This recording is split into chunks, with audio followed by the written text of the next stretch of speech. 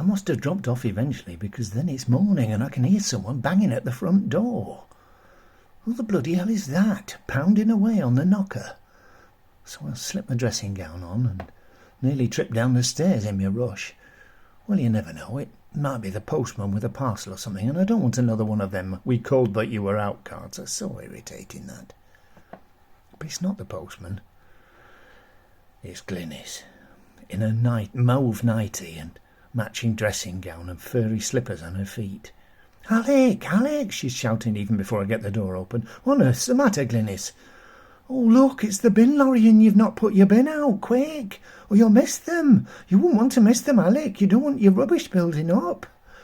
"Glynis," I say, trying to keep it together, "it's just brown bins this week and mine's only got 2 tuna cans and an empty bottle of crisp and dry in it. I don't get through much these days, you know." "But they won't be coming for another month, Alec. Not for the brown bins. You don't want your bin to start smelling, do you? Bin wash man won't wash it if it's got stuff in it." "It doesn't matter, Glynis, it really doesn't." Have you put yours out anyway?" "Well, no, Alec, I forgot, and then I heard them coming and I thought if you hurried you could put mine out too." "Oh, bloody hell, Glynis." "All right, you go and stand in the road and stop them going, and I'll go and fetch your blooming bin, all right?" "Oh, thank you so much, Alec. What would I do without you? You're my knight in shining armour, you really are." "I'm nothing of the sort, Glynis. I'm a grumpy old neighbour who's just been dragged out of bed. That's who I am. Now get on with you." So Glynis waltzes off into the road to slow the bin men down. Heaven help 'em. Well, I go down the passage and fetch her bin. I do check on mine too, because, well, I must say I'd forgotten. But it looks like I forgot last time too, because there's quite a bit more stuff in mine than I remembered. I don't always forget, Jill. I've just had other things on my mind, that's all. Well, I managed to bring them both out at the same time, pushing Glynis's in front and pulling ours behind like a push-me-pull-you. When I come back out into the pavement, I can see Glynis talking to the bin men, wafting her arms around and pointing over in my direction. Big Chief bin man looks a bit grumpy about the situation, but then Glynis is pointing over to number 53. And before you know it, she's jiggling up their path and knocking on their door. I can guess at what she's been saying to the bin man, about them being new to the area so much, and how they wouldn't know when the bin day was, or which bin it is, or whatever. Anyway, I hand our bins over, and Big Chief leans over to me as he takes the handles. "Is she always like this?" he says. "Aye, well," I say. "Well, only on bin days." "It's lucky she's a looker, eh? Get away with murder, don't they, the pretty ones?" I don't really... "Nice bum," he says. "Don't tell the wife." And he winks at me. He winks at me, Jill, like I'm some sort of Jack the Lad friend of his. I must admit I feel quite... what's the word, Jill? Quite affronted. I don't think it's right to go about making such remarks about someone. Anyone, especially not a stranger. Especially not a member of the fairer sex. Oh, it's quite put me out. I glance over, and him from number 53 is on the doorstep, looking very bleary-eyed, and Glynis is doing a little dance in front of him. Everything's moving. I can't stop looking. I don't think she can have any support underneath. Because, well, there's a lot of movement, shall we say. And then I can feel a nudge. And I look round and see the bin man has come up behind me, and he's pushing at me with his elbow. He catches my eye and does a funny, smiley little nod.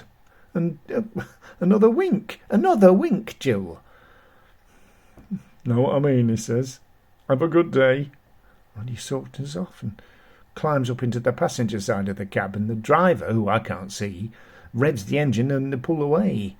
They must have had some sort of exchange between them too, because there is a very lewd sort of shout come from out the cab, and a lot of laughing. It's disgraceful, Jill. Absolutely disgraceful. I've a mind to go directly and phone the council. Or Veolia, or whoever it is. Biffa, yes. Yeah, I'm pretty sure it's Biffa. Council have it all contracted out now, don't they? Anyway, whoever it is, they evidently are not choosing the right sort of people for the job.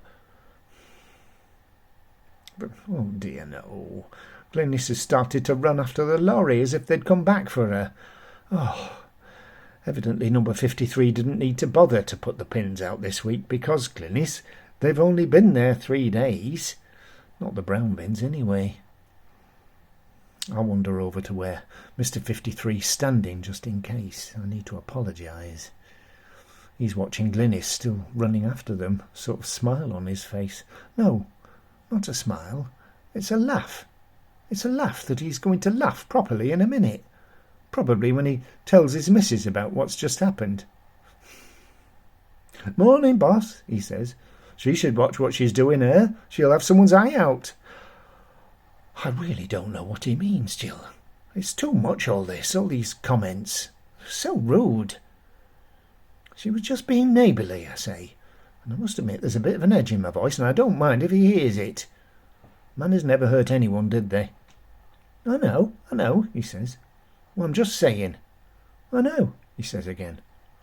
She just wants you to feel at home. I know, boss. Get the feel of the place. It's bin day today, and she's just thinking you wouldn't know that, that's all. I know, she's all right, really. Well, Steph's a bit, well, you know, wary, but... What's her name again? Glynis. Glynis Matthews. Glynis, yes, well, Glynis, she's all right in my book. Yes, well, she's all right in my book, too. And the lorry's gone round a corner now, into Agnew Close, and Glynis has given up chasing, thank goodness, but she's standing there wheezing, one hand on the postbox. So I start to walk over to her, make sure she's all right. And, well, to give him his due, he comes with me. "Are you all right, love?" he says as we come up to her. She's breathing too hard to talk. I can hear the rattle in her chest. "She gets asthma," I say to him quietly. "Oh, blimey, mate. Here, do you need something?" he says to her. "Some Ventolin or something? I've got one back in the house. Do you want me to run back?" Glynis is shaking her head. She's very flushed. She keeps trying to speak, but she can't get her breath. So she just waves her hand to say no. "Come on, Glynis, let's get you inside," I say. And I go up to her and take her hand and put my other arm around her shoulder. "Come on, we'll just take it steady. You'll be better off in the house." I start to lead her over the road back towards the house, and I'm thinking I'll take her into mine and give her a cup of tea. Matey boy is following a little bit behind. "Anyway, Glynis," he says, "it were very kind of you to come and knock on the door. Sorry if I didn't know what you were on about, but even so, it was very kind, very neighbourly of you. It's nice to know we've moved into a friendly neighbourhood." Glynis still can't talk, and I don't have much to say to him at the moment, so we just carry on, slow and steady. He doesn't give up, though, still follows on behind. "So," he says, "Wednesday's is bin day, is it? Good to know, good to know. We'd been wondering. Good, so... and this week was brown bins, so next week will be, what?" says Glynis, with just a little breath she can muster, but that starts her off wheezing hard again. "Come on, Mrs. Matthews," I say. "You'll come into mine and we'll get you on the couch, sort you out." says Glynis, and she squeezes my hand. "Hey," I say, "don't be rude." She's giggling through her wheezes now, which really doesn't help much, to be honest. And then, just as we get through my gate, I have a strange realisation that, well, I don't think I've ever touched Glynis before. Certainly not like this. She's given me a peck on the cheek once or twice over the years, but I've never really even touched her with my hand on her skin. Well, through her clothes, but even so, I must admit she's quite soft to touch. Softer than... no, not softer than you, Jill, just softer than I'm expecting. She has, I must admit, something of a pleasant fragrance about her. A little like baby powder, as I recall from when Lisa was a baby. No. Lovely.